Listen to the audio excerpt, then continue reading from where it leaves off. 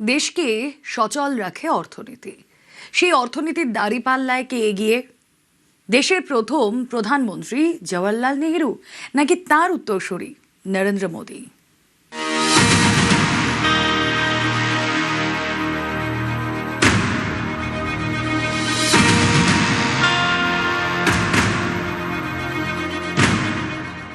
কৃষি না শিল্প, এই বিতর্ক চিরকালীন।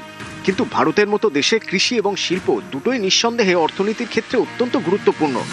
কৃষি, শিল্প, কৃষিভিত্তিক শিল্প নিখুঁত ভারসাম্যেই লুকিয়ে থাকে অর্থনীতির এগিয়ে চলার আসল অঙ্ক। নির্বাচিত প্রধানমন্ত্রী হিসেবে সবথেকে বেশি দিন ক্ষমতায় নরেন্দ্র মোদী, দেশের প্রথম প্রধানমন্ত্রী জওহরলাল নেহেরুকে টেক্কা দিয়ে অর্থনীতির দাঁড়িপাল্লাতেও কি নেহেরু জামানাকে পিছনে ফেলে দিতে পেরেছে মোদীর আমল? আসুন একটু সেই হিসেব কষে দেখি।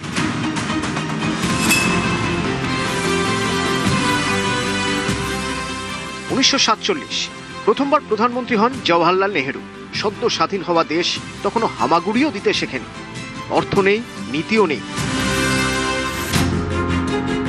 নেহেরুর টার্গেট তখন অর্থনীতির কাঠামো তৈরি করা, রাষ্ট্রনির্ভর শিল্পের পথে হাঁটা, বিশ্ব অর্থনীতির সঙ্গে যুক্ত হওয়ার চেষ্টা করা, দেশকে সমৃদ্ধশালী করা এবং কর্মসংস্থানের সুযোগ তৈরি করা।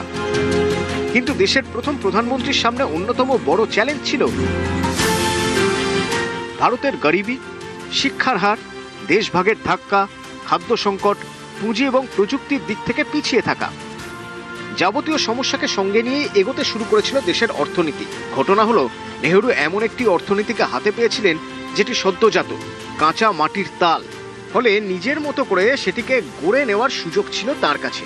তিনি সেটা করেও ছিলেন। কিন্তু প্রধানমন্ত্রী নরেন্দ্র মোদীর কাছে সেই সুযোগ ছিল না। 2014 সালে তিনি যখন প্রধানমন্ত্রী হন, তখন দেশের অর্থনীতির চাহিদা আলাদা, চ্যালেঞ্জও আলাদা। ভারতের অর্থনীতি ততদিনে বিশ্বের প্রতিষ্ঠিত শক্তিশালী অর্থনীতিগুলির মধ্যে একটি। উদারীকরণের ফলে বিশ্ব অর্থনীতির সঙ্গে ভারতীয় অর্থনীতির নিবিড় সম্পর্ক তৈরি হয়েছে। শ্রম নির্ভর শিল্পের বেশিরভাগই প্রযুক্তি নির্ভর হয়ে পড়েছে। এই পরিস্থিতিতে প্রধানমন্ত্রী হিসেবে নরেন্দ্র মোদীর টার্গেট ভারতের অর্থনীতিকে বিশ্বের প্রথম সারির অর্থনীতিতে পরিণত করা, ভারতকে বিশ্বের সবথেকে দ্রুত গতিতে এগিয়ে চলা অর্থনীতি হিসেবে প্রতিষ্ঠা করা, আন্তর্জাতিক চাহিদাকে মাথায় রেখে উৎপাদন বাড়ানো, ডিজিটাল অর্থনীতির ভিত শক্ত করা। দেশের অর্থনীতিকে শক্তিশালী করতে নেহেরু মন বেশি দিয়েছিলেন ভারী শিল্পে, যেমন ইস্পাত কারখানা, বিদ্যুৎ তৈরির কেন্দ্র ইত্যাদি। তখন মনে করা হতো ভারী শিল্প না হলে চাকরি হবে না। কিন্তু সময়ের সঙ্গে অর্থনীতির দাবি বদলেছে, কম্পিউটার এসেছে, শিল্পক্ষেত্রে ছবি বদলে দিয়েছে তথ্য প্রযুক্তি, এখন তো আসলে এআই। আজকের যুগে সব থেকে বেশি কর্মসংস্থান হয় সার্ভিস সেক্টর এবং ক্ষুদ্র ও মাঝারি শিল্পে, অর্থাৎ এমএসএমইতে। 2023-এর পরিসংখ্যান অনুযায়ী দেশের মোট কর্মসংস্থানের 32% আসে সার্ভিস সেক্টর থেকে, 25% সরাসরি শিল্প থেকে। আজকের যুগে কর্মসংস্থানের অন্যতম বড় উৎস সমবায় শিল্প, যা বড় কর্পোরেটের মতো সরাসরি চাকরি দেয় না, কিন্তু গ্রামীণ ও স্থানীয় অর্থনীতিতে প্রচুর কাজের সুযোগ তৈরি করে, যেমন আমুলের মতো সমবায় সংস্থা। দেশে এখন 8 লক্ষের বেশি সমবায় সংস্থা রয়েছে। আসলে প্রযুক্তি যত উন্নত হয়েছে, শিল্পের ক্ষেত্রে কর্মীর সংখ্যা ততই কমেছে। আগে একটা গাড়ির কারখানায় প্রতিটা ক্ষেত্রে, প্রতিটা ধাপে প্রশিক্ষিত কর্মীদের রাখতে হতো। এখন গোটাটাই হয় অটোমেশনে, মেশিনে। শুধু গোটা প্রক্রিয়াটা সুপারভাইজ করার জন্য লোক লাগে। তাই নতুন ভারতে কর্মসংস্থান তৈরি করতে টার্গেট বদলাতে হয়েছে প্রধানমন্ত্রী নরেন্দ্র মোদীকেও। তিনি জোর দিয়েছেন ডিজিটাল ইকোনমিতে, ক্ষুদ্র মাঝারি শিল্পে, সার্ভিস সেক্টরে, তথ্য প্রযুক্তিতে, ই কমার্সে, পরিকাঠামো নির্মাণে। ভারতের অর্থনীতিকে এগিয়ে নিয়ে যাওয়ার ক্ষেত্রে নেহেরুর চ্যালেঞ্জ ছিল মূলত ঘরোয়া, কিন্তু নরেন্দ্র মোদীর চ্যালেঞ্জ বহুমুখী, ঘরে বাইরে। ঘরে রাজনৈতিক টানাপোড়েন, বাইরে যুদ্ধ, শুল্কের লড়াই, বিশ্ব দুনিয়ায় সমীকরণের লড়াই। একদিকে চীন রাশিয়া, অন্যদিকে আমেরিকা ইউরোপ। ভারত কারো পক্ষে নয়, কারো বিপক্ষেও নয়।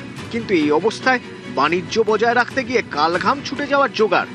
রাশিয়ার থেকে তেল কিনলে খরচ কম পড়বে, কিন্তু আমেরিকার গোসা হবে। আবার ইউনাইটেড আরব আমীরশাহীর সঙ্গে ব্যবসা করতে গেলে সৌদি আরব চটে যাবে। বাইরের দুনিয়ায় ব্যালেন্স বজায় রেখে ঘরের অর্থনীতি সামাল দেওয়াই নরেন্দ্র মোদীর প্রধান চ্যালেঞ্জ। তার উপর ডোনাল্ড ট্রাম্পের মতো রাষ্ট্রনেতা তো আছেনই, তিনি কখন কিসে কর বসাবেন সেটা আমেরিকাও জানে না। এই পরিস্থিতিতে বাইরের ঝড়ঝাপটা থেকে দেশকে বাঁচাতে চান প্রধানমন্ত্রী নরেন্দ্র মোদী। তিনি চান যে সমস্ত জিনিস কিনতে আমাদের বেশি বিদেশি মুদ্রা খরচ হয় সেই সব জিনিসে ভারতকে স্বনির্ভর করে তুলতে। তেল বা গ্যাসে স্বনির্ভর হওয়া এখনই কঠিন, তাই নজরে কৃষি। নিজের খাবার নিজে তৈরি করতে পারলে নিশ্চিতভাবেই অনেক ডলার বাঁচে। করোনা থেকে যুদ্ধ, চ্যালেঞ্জের পাহাড়, যাবতীয় সেই চ্যালেঞ্জ টপকেই মোদীর অর্থনীতি। আজ পৃথিবীর সবথেকে দ্রুত গতিতে এগিয়ে চলা অর্থনীতি, ফাস্টেস্ট গ্রোয়িং ইকোনমি। 2014 সালে মোদী যখন প্রথমবার প্রধানমন্ত্রী হন তখন দেশের অর্থনীতি ছিল 2 লক্ষ কোটি ডলারে। 2026-এ দ্বিগুণ হয়ে তা পৌঁছে গিয়েছে 4 লক্ষ কোটি ডলারে। নেহেরুর আমলে দেশের অর্থনীতির বহর ছিল 30 থেকে 40 বিলিয়ন ডলার। মোদীর আমলে সেটাই 4 লক্ষ কোটি ডলার। নিউজ 18 বাংলা।